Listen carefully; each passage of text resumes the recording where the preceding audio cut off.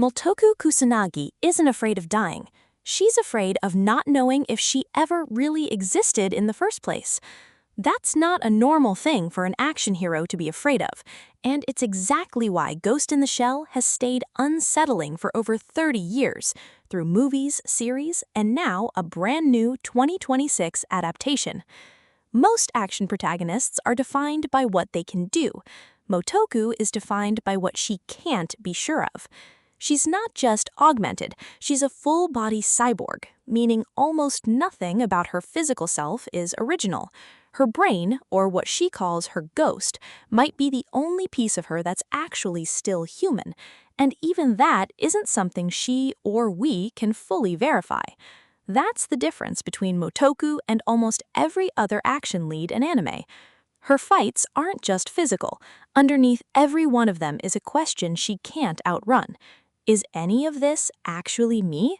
To see why that question hits so hard, you have to look at what she's actually chasing. The case at the center of the new series is simple on the surface. Motoko and Public Security Section 9 are hunting a hacker known as the Puppet Master, someone capable of breaking into a person's cyberbrain and altering what's inside. That includes memories. And that's what makes this more than a case-of-the-week thriller. Motoko has built her entire sense of self on the idea that her memories prove she's a continuous, real person. The Puppet Master doesn't just threaten her physically, it threatens the one thing she's using to convince herself she's actually her. This isn't a stop-the-villain story, it's a slow-burn identity crisis wearing the disguise of a procedural thriller. Here's where the show gets genuinely clever. Being a full-body cyborg makes Motoko nearly unstoppable physically, but the series is careful to keep reminding you exactly what that costs her.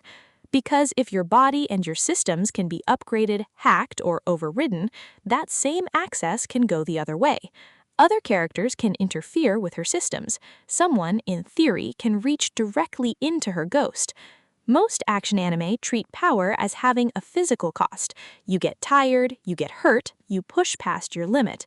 Ghost in the Shell does something rarer. Every upgrade that makes Motoko stronger also makes the line between human and machine a little blurrier.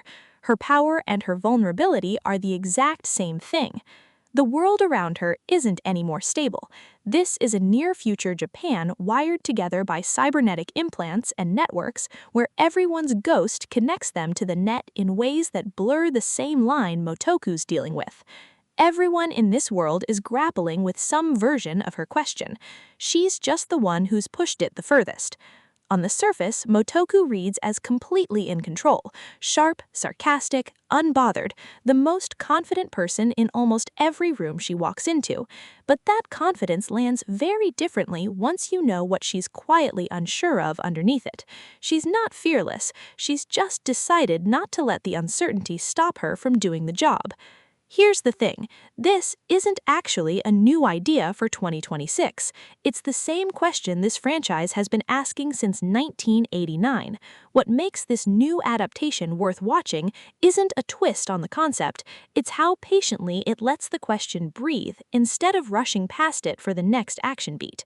She's not afraid of losing a fight, she's afraid of finding out that the person who lost it was never really her to begin with.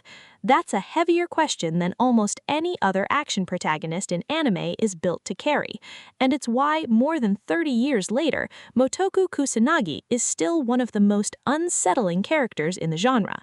So, does Motoko ever actually get an answer to who she is? Or is that the whole point, that she never fully does?